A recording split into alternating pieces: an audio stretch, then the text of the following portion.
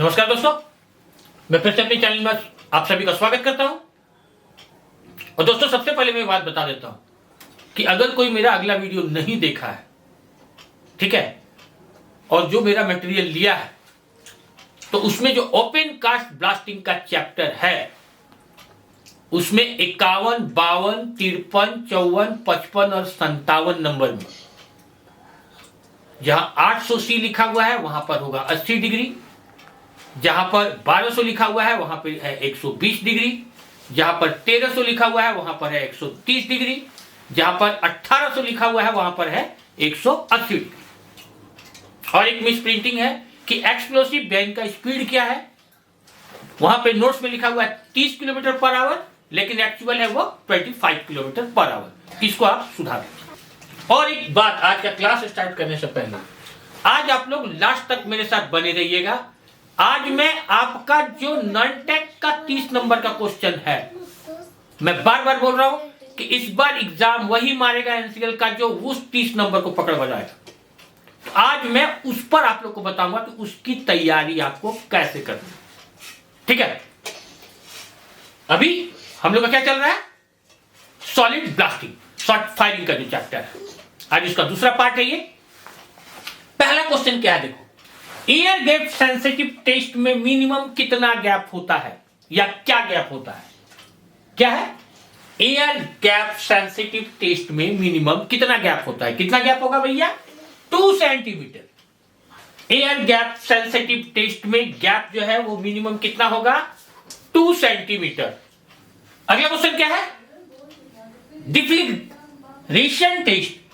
डिफ्लिग्रेशन test, डिफ्लिग्रेशन test कौन से explosive का होता है। डिफ्लिग्रेशन टेस्ट कौन से एक्सप्लोसिव का होता है, कौन से एक्सप्लोसिव का, P5 का। डिफ्लिग्रेशन टेस्ट कुछ एक्सप्लोसिव का होगा, P5 का। अगला क्वेश्चन क्या है कि सेल्फ लाइफ टेस्ट कार्टिज का जो है वह कितने समय के अंदर किया जाएगा या कितने अंतराल पे किया जाता है। क्या है, सेल्फ लाइफ टेस्ट जो कार्टिज का होता है, एक्सप्लोसिव कार्टिज का होता है, वह कितने समय के अंदर किया जाता है। कितने समय के अंदर, मिनिमम 6 मंथ में एक बार, मिनिमम 6 मंथ के अंदर किया जाता है। तो क्या हुआ इस तीनों क्वेश्चन में, air gap sensitive test minimum gap कितना, 2 सेंटीमीटर। दूसरा क्वेश्चन क्या था, डिफ्लिग्रेशन टेस्ट ऑफ एक्सप्लोसिव किसका होता है भैया, P5 का होता है। और सेल्फ लाइफ टेस्ट जो कार्टिज का है वो कितने समय के अंदर किया जाता है, तो भैया मिनिमम 6 मंथ के अंदर। क्लियर, चलो 3 क्वेश्चन हो गया। अगला क्वेश्चन क्या है, प्राइमिंग कार्टिज किसको कहते हैं। प्राइमिंग कार्टिज जो है उसका क्या अर्थ है, तो भैया जब तक एक्सप्लोसिव का अंडरग्राउंड जो हम लोग यूज करते हैं, एक्सप्लोसिव कैसे करते हैं, किस फॉर्म में, कार्टिज के फॉर्म में। तो जब तक कार्टिज में हम डिटोनेटर नहीं लगाते हैं, वो कार्टिज है और ये डिटोनेटर है। लेकिन जैसे कार्टिज में डिटोनेटर हम लोग इंजेक्ट कर दिए तो वही कहलाता है प्राइमिंग कार्टिज, ठीक है। अगला क्या है कि शॉर्ट डिले और मिली सेकेंड डिले डिटोनेटर कितने नंबर तक के बनाए जाते हैं। बहुत अच्छा क्वेश्चन है। क्या है कि शॉर्ट डिले और मिली सेकेंड डिले डिटोनेटर कितने नंबर तक के बनाए जाते हैं। कितने नंबर तक के, 0 to 10। कितना, 0 to 10, ठीक है। अगला क्वेश्चन क्या है, अगला क्वेश्चन है लॉन्ग डिले डिटोनेटर में मिनिमम डिले इंटरवल कितना होता है। क्या है, लॉन्ग डिले डिटोनेटर में मिनिमम डिले इंटरवल कितना होता है। कितना होगा, 300 मिली सेकेंड। कितना होगा, लॉन्ग डिले डिटोनेटर में मिनिमम डिले इंटरवल कितना होगा, 300 मिली सेकेंड।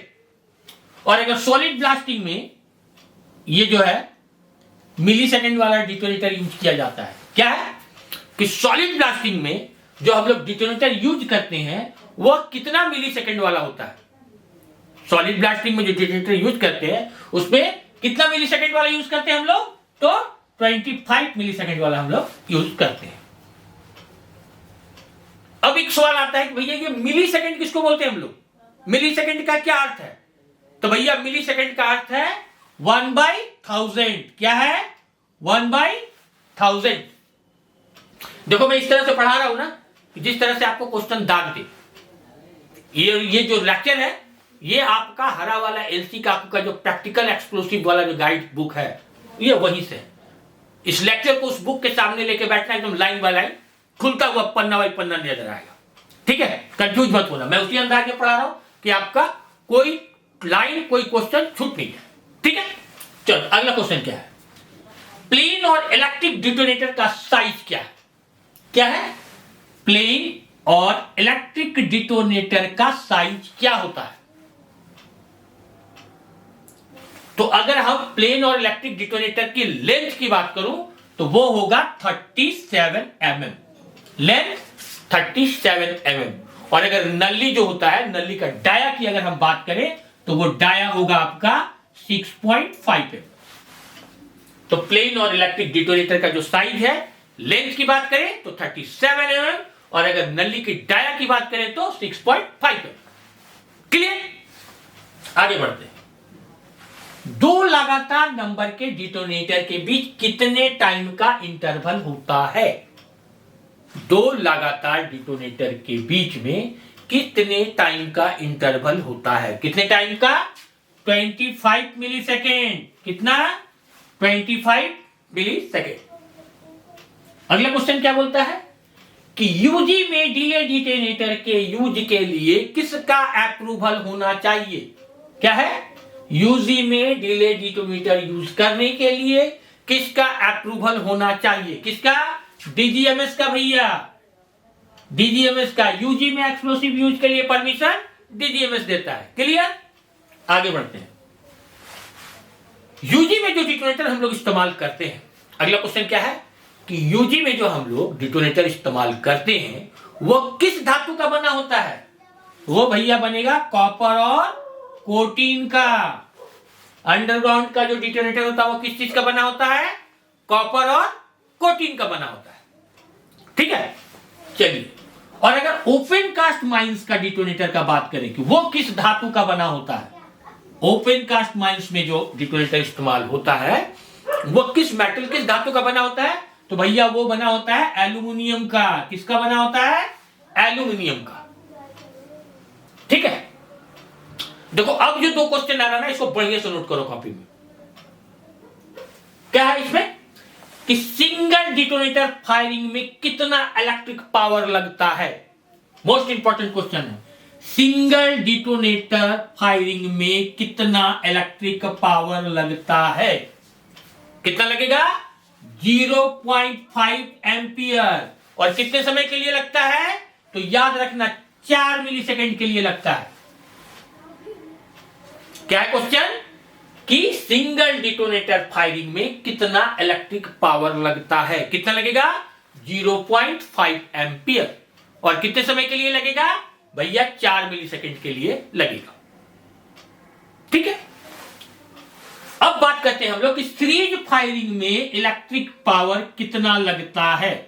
अंडरग्राउंड में कैसे कनेक्शन करते हैं हम लोग? ज्यादातर जो चलन में हम लोग का क्या करते हैं? सीरीज कनेक्शन करते हैं सॉलिड ब्लास्टिंग में। तो जब हम लोग सीरीज कनेक्शन करके सॉलिड ब्लास्टिंग करते हैं तो उसमें कितना इलेक्ट्रिक पावर लगता है? 1.2 एम्पियर। 1.2 एम्पियर। कितने समय के लिए? 4 मिली सेकेंड के लिए। क्लियर है? चलिए अब बात करते हैं हम लोग कि सॉलिड ब्लास्टिंग में एक राउंड में फर्स्ट और लास्ट डिटोनेटर के ब्लास्ट के बीच में टाइम इंटरवल क्या होता है? सबसे ज्यादा सॉलिड ब्लास्टिंग का जो क्वेश्चन पूछता है यही पूछता है कि सॉलिड ब्लास्टिंग के एक राउंड में फर्स्ट एंड लास्ट डिटोनेटर के ब्लास्ट के बीच में टाइम इंटरवल क्या होता है? क्या होता है? 150 मिली सेकेंड।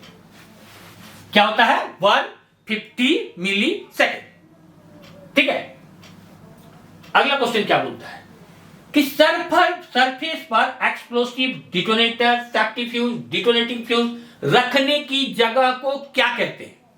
क्या है कि सरफेस पर explosive, detonator, safety fuse, detonating fuse रखने की जगह को क्या बोलते हैं? कहां रखते हैं इसको? भैया इसको हम लोग रखते हैं मैगजीन घर में। इसको हम लोग क्या बोलेंगे? मैगजीन बोलेंगे। ठीक है। अगला क्वेश्चन क्या है कि एक्सप्लोसिव यूज के लिए रिक्वेशन स्लिप पर किसका दस्तखत अनिवार्य है या किसका सिग्नेचर चाहिए?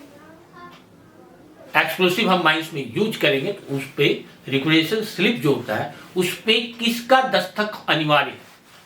तो एक्सप्लोसिव इशू के लिए जो है वो जो सिग्नेचर करता है रिक्वेशन स्लिप में वो करेगा असिस्टेंट मैनेजर या अंडर मैनेजर।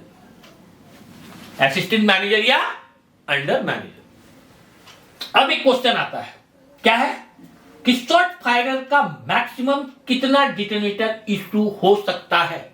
यानी एक शॉर्ट फायरर एक शिफ्ट में कितना डिटोनेटर जो है इशू करा सकता है? कितना कराएगा भैया? तो ये डिपेंड करेगा वो खान का जो डिग्री है और वह कौन सा एक्सप्लोडर इस्तेमाल कर रहा है। ये दो बात पे डिपेंड करता है। एक शॉर्ट फायरर कितना डिटोनेटर इस्तेमाल करेगा तो वो उस खान के डिग्री और वो कौन सा एक्सप्लोडर इस्तेमाल कर रहा है ये इस पे डिपेंड करता है। अब आगे मैं बताता हूं आपको। देखिए, अगर ओपन कास्ट माइंस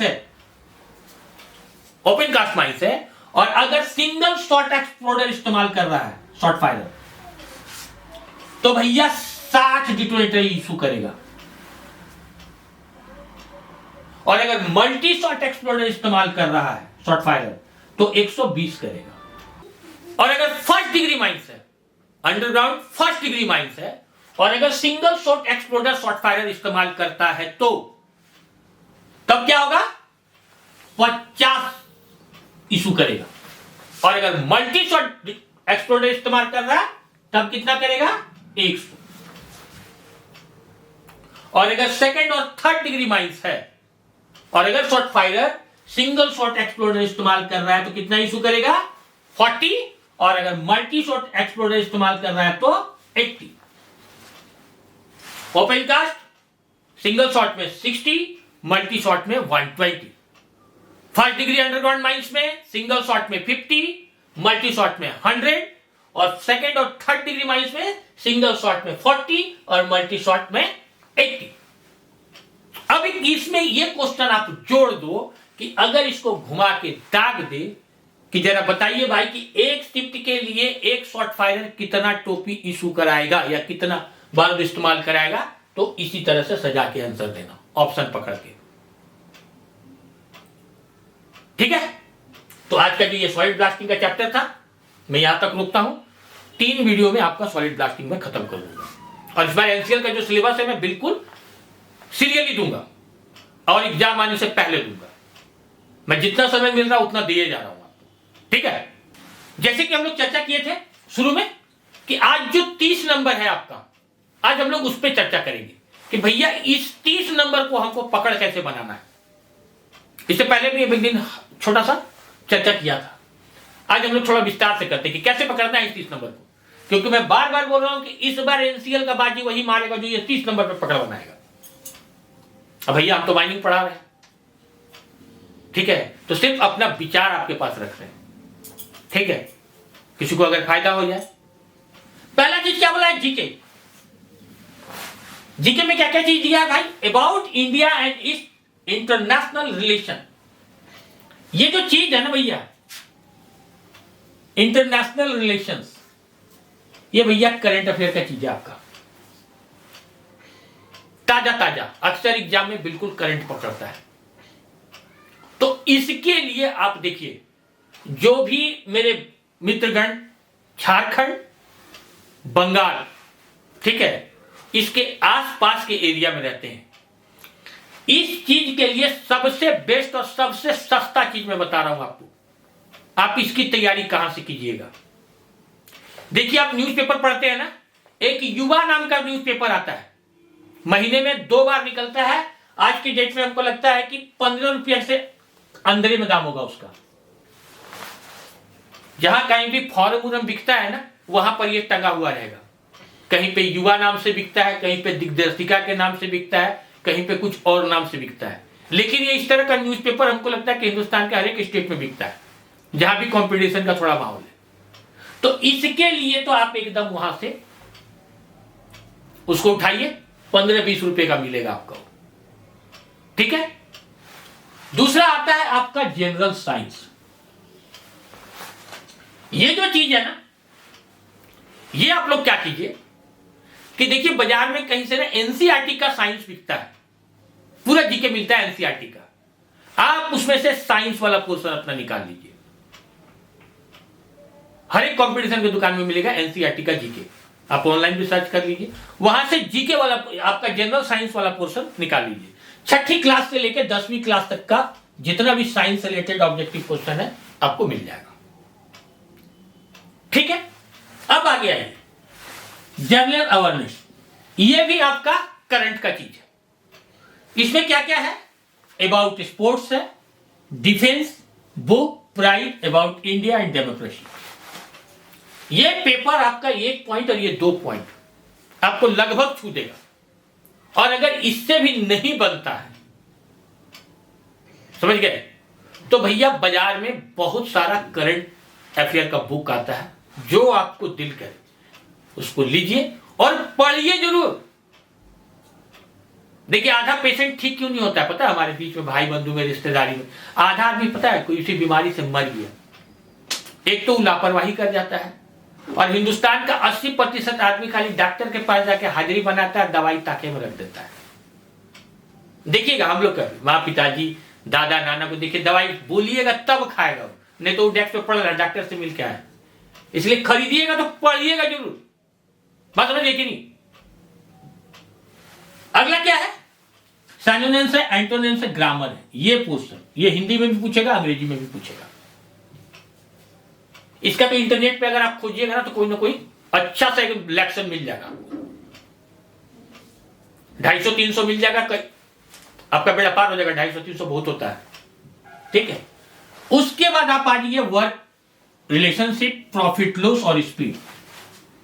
ये जो एनसीईआरटी वाला बुक खरीदिएगा ना, उसमें मैथ का ये 3 चैप्टर निकाल लीजिए,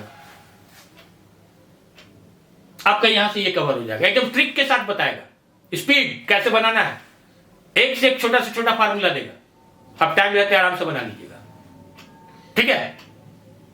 और भैया ऐसा है ना, तैयारी मैं बार बार करता हूं, बाजी वही मारेगा जो ये सोच के तैयारी करेगा कि ये मेरा लास्ट चांस है। और ये पहली बार मैं बता दे रहा हूं कि 70 नंबर तो सब मारेगा भाई। जब से यूट्यूब चैनल आया है ना, माइनिंग बहुत इजी हो गया है। मैं हमेशा बोलता कि माइनिंग जो है वो एकदम लिमिटेड एडिशन चीज है, कोई ज्योमेट्री नहीं है, कोई फार्मूला नहीं है, कुछ नहीं है, सब पार्लियामेंट का इशू किया हुआ चीज है, रट के देना है भाई एग्जाम। इसलिए जो 70 नंबर है ना, बहुत लड़का से मेरा उम्मीद है कि 70 में 70 मार के आएगा। लेकिन ये जो 30 नंबर में जो 20 प्लस कर दिया, समझ लो भैया कि इस बार एनसीएल का मैदान मार लिया, ठीक है। तैयारी कीजिए आप लोग जोर से। चलते चलते पुनः रोज की तरह गुजारिश करूंगा कि मेरे साथ जुड़ते रहिए, मेरी हिम्मत को बढ़ाइए, मेरे चैनल को दोस्तों में बांटिए। और भैया इतना मेहनत करते हैं, का तू कमेंट जरूर मारा करो यार, ठीक है। फिर मिलते हैं, धन्यवाद।